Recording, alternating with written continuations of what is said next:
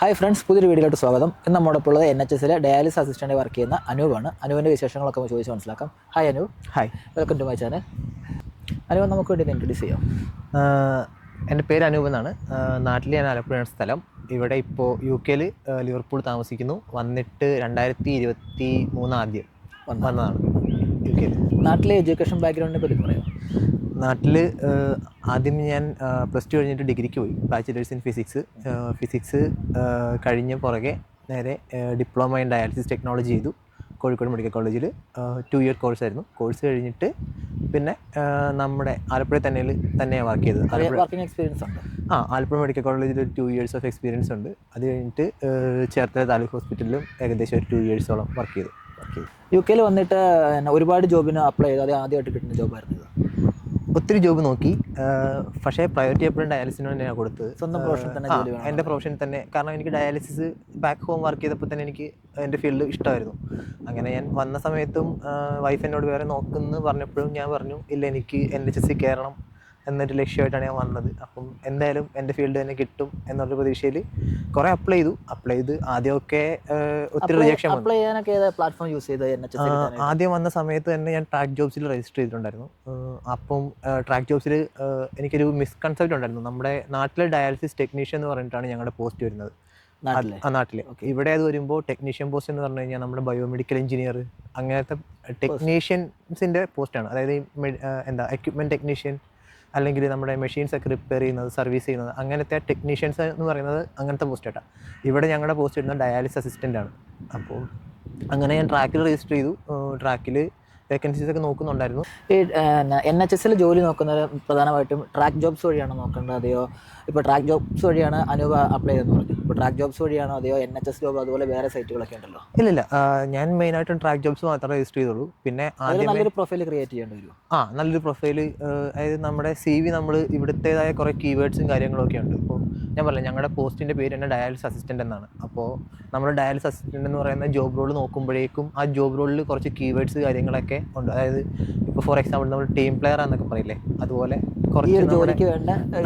കുറച്ച് കീവേഡ്സും സ്കിൽസും കാര്യങ്ങളൊക്കെ ഉണ്ട്. അത് നമ്മൾ നമ്മുടെ CVയുടെ അത് ഹൈലൈറ്റ് ചെയ്യണം. നമ്മളിപ്പോൾ നാട്ടിൽ നമ്മൾ ചെയ്യുന്ന കുറേ കാര്യങ്ങൾ നമ്മളിവിടെ ചെയ്യുന്നില്ല. അപ്പോൾ നമ്മൾ അതനുസരിച്ചിട്ട് ആ ജോബ് റോൾ അനുസരിച്ച് നമ്മുടെ CV ജോബ് ഡിസ്ക്രിപ്ഷൻ നന്നായിട്ട് വായിച്ചിട്ട് വേണം അത് പ്രിപ്പയർ ചെയ്യാനായിട്ട്. എക്സാക്ട്ലി. നമ്മൾ ജോബ് ഡിസ്ക്രിപ്ഷൻ നന്നായിട്ട് നമുക്ക് അതൊന്ന് ഇതാക്കിയിട്ട് അതിൻ്റെ അകത്ത് തന്നെ നമുക്ക് കുറേ കീവേഡ്സ് ഉണ്ട് ജോബ് ഡിസ്ക്രിപ്ഷനിൽ തന്നെ. അപ്പോൾ അത് നമ്മളൊന്ന് കറക്റ്റായിട്ട് നമ്മുടെ CVയുടെ അകത്ത് എക്സിക്യൂട്ട് ചെയ്യുകയാണെന്നുണ്ടെങ്കിൽ നമുക്ക് കുറച്ചും കൂടെ പ്രിഫറൻസ് കിട്ടും.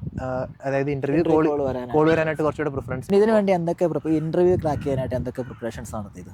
ഇന്റർവ്യൂ ക്രാക്ക് ചെയ്യാൻ പ്രിപ്പറേഷൻസ് നടത്തിയെന്ന് വെച്ച് കഴിഞ്ഞാൽ നമ്മൾ UK പോളിസീസും കുറച്ച് ഗൈഡ് ലൈൻസും കാര്യങ്ങളും നമ്മൾ പഠിക്കണം.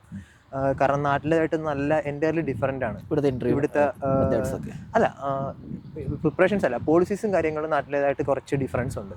അപ്പോൾ നമ്മൾ അത് അറിഞ്ഞിരിക്കണം എന്തൊക്കെയാണെന്നുള്ളത്. പിന്നെ ഇപ്പോൾ നമ്മുടെ ഒരു പേഷ്യൻറ്റ് എമർജൻസി ഉണ്ടായിക്കഴിഞ്ഞാൽ നമ്മൾ എന്താ ചെയ്യേണ്ടതെന്നുള്ള പ്രോട്ടോക്കോളും കാര്യങ്ങളൊക്കെ നാട്ടിലായിട്ട് എൻ്റയർലി ഡിഫറൻ്റ് ആണ്. അപ്പോൾ നമുക്ക് അതുപോലെ തന്നെ ഇവിടെ ഞങ്ങൾക്കൊരു ഡിസിഷൻ മേക്കിംഗ് പവറും കാര്യങ്ങളൊന്നും ഇല്ല. നമ്മൾ നേഴ്സും എപ്പോഴും അത് സ്റ്റാഫ് നേഴ്സ് ആയിരിക്കും ഇവിടെ ഇൻചാർജ് കാര്യങ്ങളെല്ലാം. അപ്പോൾ നമ്മൾ സ്റ്റാഫ് നേഴ്സിൻ്റെ അണ്ടറിൽ വർക്ക് ചെയ്യേണ്ടതുകൊണ്ട് തന്നെ നമ്മളതെല്ലാം അറിഞ്ഞിരിക്കണം. നമുക്ക് ഡിസിഷൻ മേക്കിംഗ് പവർ ഇല്ല. നമ്മൾ എന്തുണ്ടെങ്കിലും നമ്മൾ സൂപ്പർവൈസർ അല്ലെങ്കിൽ നമ്മുടെ ഇൻചാർജ് ആരാണോ അവരോട് പറഞ്ഞ് കാര്യങ്ങൾ തിരക്കി എന്താണ് ചെയ്യേണ്ടതെന്നുള്ളത് നമ്മൾ അങ്ങനെ തിരക്കിയിട്ട് വേണം നമുക്കിവിടെ ചെയ്യാൻ. പിന്നെ പൊതുവെ നമ്മൾ നാട്ടിൽ വർക്ക് ചെയ്തിട്ടുള്ള എക്സ്പീരിയൻസ് ഉണ്ടെന്നല്ലേ പറഞ്ഞു. അപ്പോൾ നാട്ടിൽ വർക്ക് ചെയ്യുന്ന ഇവിടെ NHS വർക്ക് ചെയ്യുന്ന വർക്കിംഗ് കൾച്ചറിൽ ഒരുപാട് ഡിഫറൻസ് ഒക്കെ ഫീൽ ചെയ്തിട്ടുണ്ടോ? നല്ലപോലെ. നാട്ടിലിപ്പോൾ നമുക്ക് നോർമലി ഞങ്ങൾക്കിപ്പോൾ ഒരു യൂണിറ്റിൽ ചിലപ്പോൾ ഒരു സ്റ്റാഫ് നേഴ്സ് ഉണ്ടാവുള്ളൂ, ബാക്കി കൂടുതൽ ടെക്നീഷ്യൻസ് ആയിരിക്കും. ഇവിടെ എൻ്റയർലി ഡിഫറൻ്റ് ആണ്. ഇവിടെ ഇപ്പോൾ NHS എൻ്റെ വർക്കിംഗ് പാറ്റേൺ റേഷ്യോ എന്ന് പറഞ്ഞു കഴിഞ്ഞാൽ 1:3 ആണ്. അതായത് ഒരു സ്റ്റാഫിന് 3 പേഷ്യൻസിനെ നോക്കിയാൽ മതി. അപ്പോൾ നമുക്ക് വർക്ക് കുറച്ചുകൂടി എളുപ്പമാണ്. പിന്നെ നാട്ടിൽ ഇവിടെ കൂടുതൽ ഓൺലൈനാണ്. നാട്ടിൽ നമ്മളെല്ലാം പക്കാ മാനുവലാണല്ലോ. അതായത് നമ്മുടെ നാട്ടിലിപ്പം ആയി വരുന്നുണ്ട് മെഷീൻസും കാര്യങ്ങളെല്ലാം. ഇവിടെ കുറച്ചും കൂടെ നമ്മൾ അഡ്വാൻസ്ഡ് ആണ്. ടെക്നോളജീസ് എല്ലാം അഡ്വാൻസ്ഡ് ആണ്, മെഷീൻസ് അതുപോലെ തന്നെ അഡ്വാൻസ്ഡ് ആണ്. പിന്നെ നാട്ടിലെ നമുക്ക് റീയൂസോ കാര്യങ്ങളോ ഒന്നും നമുക്കിവിടെ ഇല്ല. ഇവിടെ എല്ലാം സിംഗിൾ യൂസ് ആണ്. NHS ഒരുപാട് കരിയർ ഡെവലപ്മെൻറ്റ് ഓപ്പർച്യൂണിറ്റീസ് ഒക്കെ അവർ അവിടെ എംപ്ലോയീസിന് കൊടുക്കുന്നുണ്ട്. അപ്പം അനൂപിന് എസ്പെഷ്യലി എന്തെങ്കിലും ട്രെയിനിങ് കാര്യങ്ങളൊക്കെ അവർ തന്നിട്ടുണ്ട്? പിന്നെ നമുക്ക് നല്ല ഒരു സപ്പോർട്ടാണ്. കാരണം പുതിയൊരു മെഷീൻ വന്നു കഴിഞ്ഞാലോ അല്ലെങ്കിൽ ഇപ്പോൾ ഉള്ളൊരു മെഷീനിൽ തന്നെ നമുക്ക് എന്തെങ്കിലും അറിയത്തില്ലെന്ന് പറഞ്ഞു കഴിഞ്ഞാലോ അതിനൊക്കെ അവർ നന്നായിട്ട് നമ്മൾ സപ്പോർട്ട് ചെയ്യും. അപ്പോൾ തന്നെ മാനേജർ അടുത്ത ട്രെയിനിങ്ങിന് നമ്മൾ ബുക്ക് ചെയ്യുകയാണ്. നേരെ ബുക്ക് ചെയ്യുക, നമ്മൾ അല്ലെങ്കിൽ എഫിഷ്യൻ്റ് ആയിട്ട് എടുക്കും എന്ത് പുതിയ ട്രെയിനിങ് ചെയ്യണമെങ്കിലും നമുക്ക് നമുക്ക് നമുക്ക് ഭയങ്കര സപ്പോർട്ടിങ് ആണ് നമ്മളെ. കാരണം ഇപ്പം എനിക്കൊരു മെഷീൻ അറിയില്ല എന്ന് പറഞ്ഞു കഴിഞ്ഞാൽ, അതായത് എൻ്റെ കൂടെ വർക്ക് ചെയ്യുന്നവർ സപ്പോർട്ട് ചെയ്യും, പറഞ്ഞു തരും. അത് കൂടാണ്ട് തന്നെ ഈ മെഷീൻ്റെ ആൾ തന്നെ നമുക്ക് ട്രെയിനിങ്ങിന് വേണ്ടിയിട്ട് ബുക്ക് ചെയ്ത് അവരൊരു ദിവസം നമുക്ക് ടൈം തരും. ഇന്ന ടൈമിൽ അവർ വന്ന് നമുക്ക് ആ മെഷീനെ കുറിച്ച് നമ്മൾ ട്രെയിൻ ചെയ്ത് നമ്മളത് ആ മെഷീൻ വർക്ക് ചെയ്യിക്കാനായിട്ട് നമ്മളെ കോമ്പിറ്റൻസ് ആക്കി എടുക്കും. ഞാൻ വന്ന സമയത്ത് നിക്കിസോ എന്ന് പറയുന്നൊരു പുതിയൊരു മെഷീനാണ്. അത് ഞാൻ നാട്ടിൽ ഉപയോഗിച്ചിട്ടില്ല. നാട്ടിൽ ആ മെഷീൻ ഉണ്ടോ ഇല്ലയോ എന്ന് എനിക്കറിയില്ല, ഉപയോഗിച്ചിട്ടില്ല. അപ്പം അതിൻ്റെ ട്രെയിനിങ് എനിക്കൊരു 1 വീക്ക് ട്രെയിനിങ് നിക്കിസോൻ്റെ കമ്പനിയിൽ നിന്ന് തന്നെ ആൾക്കാർ വന്നിട്ടാണ് നമുക്ക് ചെയ്തു തന്നത്. എത്രത്തോളം നമ്മൾ മെഷീൻ അറിയുന്നോ അത്രത്തോളം പേഷ്യൻസിന് അത് ബെനിഫിറ്റാണ്. പിന്നെ അതുപോലെ തന്നെ എന്ത് മെഷീൻ വന്നു കഴിഞ്ഞാലും അല്ലെ എന്ത് ട്രെയിനിങ് വന്നു കഴിഞ്ഞാലും പുതിയൊരു സിസ്റ്റം, അതായത് പുതിയൊരു സിസ്റ്റം നമ്മുടെ ഈ NHSലേക്ക് അവർ കൊണ്ടുവന്നു കഴിഞ്ഞാലും അതിന് നമുക്ക് ബുക്ക് ചെയ്ത് ട്രെയിനിങ് നമുക്ക് തന്ന് നമ്മളത് കോമ്പിറ്റൻസ് ആയതിനു ശേഷം മാത്രമേ നമ്മളോടത് യൂസ് ചെയ്യൂ. ഇപ്പോൾ വർക്ക് ചെയ്യുന്ന ബാൻഡ് 4-ലാണോ? ഇപ്പോൾ വർക്ക് ചെയ്യുന്നത് ബാൻഡ് 4 ആയിട്ട്. നമുക്ക് ഓരോ ട്രെയിനിങ് എടുത്ത് പൊസിഷൻ കയറി പ്രൊമോഷൻ കിട്ടി പോകാം. എൻ്റെ ബാൻഡ് 4 കഴിഞ്ഞാൽ ബാൻഡ് 5 എന്ന് പറയുന്നത് നേഴ്സിൻ്റെ ഇതാണ്. അതായത് ഇപ്പം എനിക്കിനിയിപ്പോൾ നേഴ്സിംഗിലേക്ക് പോകണമെന്നുണ്ടെങ്കിൽ ഞാനിവിടെ നേഴ്സിങ്ങിൻ്റെ കോഴ്സ് ചെയ്യണം. അത് ഫുള്ളി അവർ ഫണ്ട് ചെയ്ത് നമ്മൾ ട്രെയിൻ ചെയ്യിക്കുമോ? അത് ഞാനിപ്പോൾ അതിനെക്കുറിച്ച് മീൻസ് സംസാരിച്ചിട്ടില്ല എൻ്റെ മാനേജറിനോട് ചോദിച്ചിട്ടുണ്ടായിരുന്നു.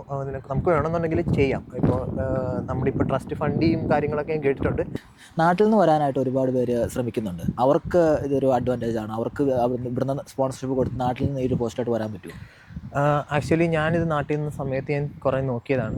നമുക്ക് ഇവിടെ അതായത് നമ്മൾ കറൻ്റ്ലി UK ഉണ്ടെന്നുണ്ടെങ്കിൽ മാത്രമേ നമുക്ക് ഈ ഒരു NHSൻ്റെ ഈ ഒരു പോസ്റ്റിലേക്ക് നമുക്ക് അപ്ലൈ ചെയ്യാനും നമുക്ക് ഇവിടുന്ന് സ്പോൺസർഷിപ്പ് അവർ തരുള്ളൂ. നാട്ടിൽ നിന്ന് നമ്മളെ ഇൻ്റർവ്യൂ ചെയ്ത് സ്പോൺസർഷിപ്പ് തന്ന് കൊണ്ടുവരുന്ന ഒരു ഇത് ഞാൻ ഇതുവരെ എങ്ങും കേട്ടിട്ടില്ല. കൊണ്ടുവരുന്ന പോലെ നേഴ്സുമാരെ റിക്രൂട്ട്മെൻറ്റ് ചെയ്യുന്ന പോലെ നമ്മളെ റിക്രൂട്ട് ചെയ്യുന്നതായിട്ട്, അതായത് ഡയാലിസിസ് അസിസ്റ്റൻറ്റ് ഫീൽഡിലേക്ക് റിക്രൂട്ട് ചെയ്യുന്നതായിട്ട് ഞാൻ കേട്ടിട്ടില്ല. ഇതുവരെ ആരും അങ്ങനെ പറഞ്ഞ് ഞാൻ കേട്ടിട്ടില്ല. വന്ന ആരെയും എനിക്ക് അറിയത്തുമില്ല. UK വന്നിട്ടുള്ള എല്ലാവരുടെ ഒരു കൺസെപ്റ്റാണ് ഇവിടെ വന്നിട്ട് സ്വന്തം പ്രൊഫഷണൽ ജോലി കിട്ടുക എന്നുള്ള ഭയങ്കര ബുദ്ധിമുട്ടുള്ളൊരു കാര്യമാണ്. നമുക്ക് ഇനി വരാൻ പോകുന്നവർക്ക് എങ്ങനെ ജോബ് സെർച്ച് ചെയ്യണം, എന്തൊക്കെ അഡ്വൈസാണ് അനുവിന് കൊടുക്കാനുള്ളത്? അങ്ങനെ അഡ്വൈസ് ഒന്നും പറയാൻ പറ്റില്ല. ഇപ്പം എൻ്റെ ഒരു കൺസെപ്റ്റ് വെച്ചിട്ട് നമ്മളൊന്ന് ഹാർഡ് വർക്ക് ചെയ്ത് കഴിഞ്ഞാൽ, അല്ലെങ്കിൽ നമ്മുടെ പ്രൊഫഷനെ കുറിച്ച് നമ്മൾ കുറച്ചൊന്ന് തിരക്കി കഴിഞ്ഞാൽ, അല്ലെങ്കിൽ അതിൻ്റെ സ്കോപ്പ് അല്ലെങ്കിൽ അതിൻ്റെ ഒരു എങ്ങനെ നമുക്ക് ആ ജോബിലേക്ക് എത്താം എന്നുള്ളത് നമ്മളൊരു 2-3 പേരോട് അല്ലെങ്കിൽ കുറച്ചൊന്ന് നമ്മളൊന്ന് വാസ്റ്റായിട്ട് കുറച്ച് പേരോട് ഒന്ന് തിരക്കി കഴിഞ്ഞാൽ നമുക്ക് ഈസി ആയിട്ട് ആ ജോബിലേക്ക് നമുക്ക് എത്താം. പിന്നെ എല്ലാ ജോബിനും ഇവിടെ വർക്ക് ചെയ്യുന്നതിന് നമുക്ക് ഓരോരോ രജിസ്ട്രേഷൻസും കാര്യങ്ങളൊക്കെ കാണും. ഇപ്പോൾ എൻ്റെ ജോബിന് രജിസ്ട്രേഷൻസ് ഒന്നും വേണ്ട. പക്ഷേ ചില ജോബ്സിന് ഇപ്പം നമ്മളിവിടെ എക്സ്റേ ടെക്നീഷ്യനായിട്ടോ അല്ലെങ്കിൽ റേഡിയോഗ്രാഫറൊക്കെ ആയിട്ട് വർക്ക് ചെയ്യണമെന്നുണ്ടെങ്കിൽ ഇവിടെ HCPC രജിസ്ട്രേഷൻ അങ്ങനെയൊക്കെ വേണം. ഇപ്പം എൻ്റെ ജോബിന് ഞാൻ ആദ്യം വന്ന സമയത്ത് രജിസ്ട്രേഷൻ വേണമെന്ന് എന്നോട് കുറേ പേര് പറഞ്ഞു. പക്ഷേ ഞാനിങ്ങനെ തിരക്കി വന്നപ്പോഴേക്കും എന്നോട് പറഞ്ഞു രജിസ്ട്രേഷൻ വേണ്ട, രജിസ്ട്രേഷൻ ഇല്ലെങ്കിലും നിനക്ക് വർക്ക് ചെയ്യാം എന്ന് പറഞ്ഞു. ഞാൻ ആദ്യം ഇൻ്റർവ്യൂ അറ്റൻഡ് ചെയ്യാൻ പോയപ്പോൾ എന്നോട് NVQ Level 2 സർട്ടിഫിക്കറ്റ് വേണമെന്ന് പറഞ്ഞു. പക്ഷേ ഞാൻ എൻ്റെ ട്രസ്റ്റ് വന്നപ്പോൾ അവരെന്നോട് പറഞ്ഞു നിനക്ക് ഇവിടുന്ന് വേണ്ട ട്രെയിനിങ്ങും കാര്യങ്ങളും എല്ലാം പ്രൊവൈഡ് ചെയ്യും, എന്നിട്ട് നീ കോമ്പിറ്റൻസി അറ്റൻഡ് ചെയ്താൽ മതി, അറ്റൈൻ ചെയ്താൽ മതി എന്ന് പറഞ്ഞു. അപ്പോൾ നമ്മൾ ട്രൈ ചെയ്യുന്തോറും നമുക്ക് കിട്ടാനുള്ള ഒരു സക്സസ് റേറ്റ് കുറച്ചും കൂടെ കൂടുതലാണ്. എല്ലാവരും ട്രൈ ചെയ്യുക. എല്ലാവരും ട്രൈ ചെയ്യുക. നമ്മളിപ്പം 10 പേര് നമ്മളോട് അങ്ങനെ കിട്ടത്തില്ല എന്ന് പറഞ്ഞു കഴിഞ്ഞാൽ നമ്മൾ 11ാമത്തെ ഒരാൾ തേടി പോവുക. ഓക്കെ. പിന്നെ നമുക്ക് ഇവിടെ വന്നിട്ട് അനൂപിന് ഓഫ് കോഴ്സ് വിസ നമുക്ക് ആവശ്യമാണല്ലോ എല്ലാവർക്കും. ഇപ്പോൾ വിസ ഉള്ളൊരു ജോബാണ് കൂടുതലായിട്ടും ആൾക്കാർ സെർച്ച് ചെയ്യുന്നത്. അപ്പോൾ ഈ ഒരു ജോബിന് അനൂപിന് വിസ കിട്ടിയോ അതെയോ എങ്ങനെയാണ്? ഏത് എനിക്ക് സ്പോൺസർഷിപ്പും കാര്യങ്ങളും എല്ലാം ട്രസ്റ്റ് തന്നു. ഞാനിപ്പോൾ ലിവർപൂൾ യൂണിവേഴ്സിറ്റി ഹോസ്പിറ്റൽസിന് അണ്ടറിലാണ് വർക്ക് ചെയ്യുന്നത്. എനിക്ക് എൻ്റെ ജോബിന് സ്പോൺസർഷിപ്പ് കാര്യങ്ങളെല്ലാം ഉണ്ടായിരുന്നു.